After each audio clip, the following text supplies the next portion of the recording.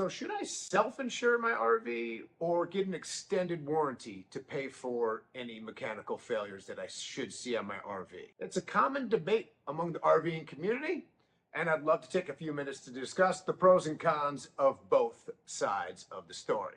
My name is Jeff Shelton. I'm with Wholesale Warranties. We do the extended warranties on all types of RVs, whether it's motorhomes, travel trailers, fifth wheels, or even pop-up campers. Classic debate that you probably have seen on the forums or read online if you're looking into purchasing an RV or even getting information about this product. And obviously this is going to be a personal choice, and I think a lot of it has to depend on your risk tolerance. But I can tell you why this industry has been growing so rapidly over the last few years. And I think part of that stems from the obvious apparent, the cost of the RV failures getting more and more expensive.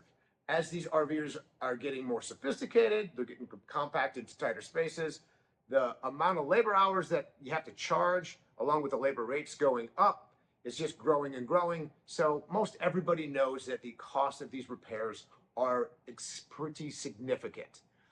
The other reason that this is such a really rapidly growing industry is that there really is no uniform cost of having your RV repaired. Have you ever thought that you might be getting ripped off from a repair facility when you brought in your RV? Yeah, it's a common feeling that we all get. And the part of the reason is because a lot of times if you take your RV to one repair facility versus another, they're going to charge you different labor hours. Now, when it comes to an extended warranty or even an insurance company, when they pay out their claims, they'll pay the amount of hours that it takes on average to repair the RV. And it's going to be, with the best companies, it's going to be full retail parts and labor. The repair facilities do like accepting these programs.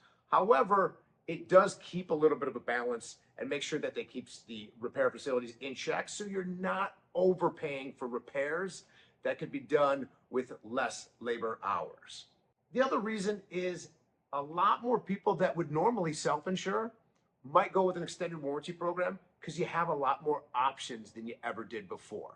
You have more deductibles, so those people that are comfortable paying for some of the small minor repairs might go to a $500 or even $1,000 deductible, pay for some of those repairs themselves, and save on the premium for the cost of the warranty.